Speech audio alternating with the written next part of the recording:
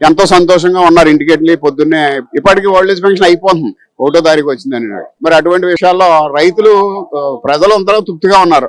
Main ఏంటంటే రైతుకి ఈ రోజున డబ్బు ధాన్యం పంపి స్టంబ్ ఎత్తే స్టంబ్ అయిన 12 గంటల్లోనే డబ్బు మన్నెడు పొద్దున 12ంటికే డబ్బులు పడిపోతున్నాయి. ఇవాళ వాస్తవంగా నాకే పడినాయి. అలా నేను రైతుని ఇవాళ 5ంటికి వేసాను, మన్నెడు 12ంటికి నాకు మెసేజ్ వచ్చేసింది, 12:30కి డబ్బు తీసుకున్నాను. పడుతున్నా ఇంకా 2 గంటల్లో పడిన వాళ్ళు ఉన్నారు. ఇట్లా పడేవి కాదండి, సంవత్సరం దాకా పడలేదు బాకాలో మాకు.